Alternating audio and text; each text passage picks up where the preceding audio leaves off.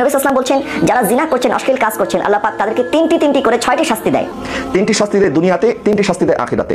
দুনিয়ার 3টি শাস্তি হচ্ছে তার চেহারার যে সৌন্দর্য, তার চেহারার যে লাবণ্য, এই লাবণ্য সৌন্দর্য আল্লাহ সুবহানাহু ওয়া তাআলা কেড়ে নেয়। তার চেহারার নূরকে আল্লাহ সুবহানাহু ওয়া তাআলা ছিনিয়ে নেয়। তার চেহারার মধ্যে আর কোনো নূর থাকে না। তার আয়ু আল্লাহ পাক কমিয়ে দেয়, তার হায়াত কমে যায়। 3 নম্বর নবী সাল্লাল্লাহু বলছেন সে সবসময় দরিদ্র অবস্থায় থাকে। দারিদ্রতা তাকে এমন ভাবে গ্রাস করে সারা জীবন সে দারিদ্রতা থেকে বের হয়ে আসতে পারে। তার রিজিকের মধ্যে বরকত চলে যায়, আল্লাহ সুবহানাহু ওয়া তাআলা তার রিজিক থেকে বরকত কেড়ে নেয়। এই 3টি শাস্তি হচ্ছে দুনিয়ার শাস্তি।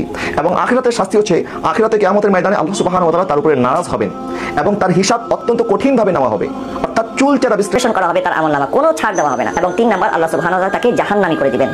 তাহলে এই 6টি শাস্তি, দুনিয়ার 3টি শাস্তি, আখিরাতের 3টি শাস্তি, এই শাস্তি থেকে যদি আমরা বাঁচতে চাই তাহলে অবশ্যই আমাদেরকে জিনা এবং এই জিনা করার আগে যে সমস্ত ধাপগুলি আছে, ফাহিশা কাজে যাওয়ার জন্য যে সমস্ত রাস্তাগুলি আছে, এই সমস্ত রাস্তা থেকে আমাদের নিজেদেরকে বাঁচাতে হবে। যারা যুবক যুবতী আছেন, তরুণ তরুণী আছেন, তাদের এই সময়টা হচ্ছে সবচেয়ে গুরুত্বপূর্ণ সময় এবং শয়তান সবচেয়ে বেশি এই সময়টাতে মানুষকে ধোঁকা দেয়। এই সময়টা যদি আমরা ভালোভাবে পার করে দিতে পারি এবং শয়তানের ধোঁকা থেকে নিজেকে বাঁচাতে পারি, আমার আকা সাল্লাল্লাহু আলাইহি ওয়াসাল্লাম ইরশাদ করছেন ইযা দাআতু ইমরাতুন যাতু মানসাবিন ওয়া জামালিন ফাকাল ইন্নী আখাফুল্লাহ।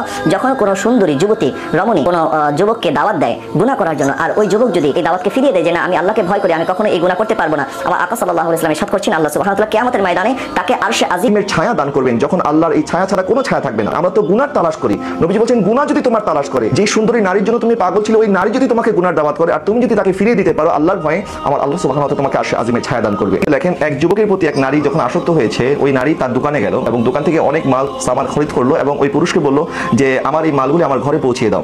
তখন ওই মালগুলি নিয়ে ওই নারীর ঘরে যখন গেল, নারী তখন ঘরের দরজা জানলা সব বন্ধ করে দিল। বন্ধ করে দেওয়ার পরে তখন ওই নারী তাকে গুনার জন্য দাওয়াত দিল এবং শরীরের সমস্ত পোশাক আশাক খুলে ফেললো এবং তাকে এই অশ্লীল কাজের জন্য যখন বারবার উদ্বুদ্ধ করছে, তখন ওই যুবক আল্লাহওয়ালা ছিল, আল্লাহকে ভয় করছে এবং আল্লাহ সুবহানাহু ওয়া তাআলাকে ডাকছে, ইয়া রব্বে বারি তাআলা, আমি এখন এখান থেকে কি করে নাজাত পাবো? এই নারী তো আমাকে কোনোভাবেই ছাড়বে না, আমি এখন কি করবো? তখন তার মাথায় একটি বুদ্ধি আসলো এবং ওই নারীকে বললো আচ্ছা ঠিক আছে, আমাকে একটু ওয়াশরুমে যাওয়ার সুযোগ করে দাও। বলো আচ্ছা ঠিক আছে, তুমি ওয়াশরুমে যাও। যখন সে ওয়াশরুমে গেল, ওয়াশরুমে যাওয়ার পরে বাথরুমের যে ময়লা আবর্জনা আছে, সেই ময়লা আবর্জনা সে তার পোশাকের মধ্যে মাখলো।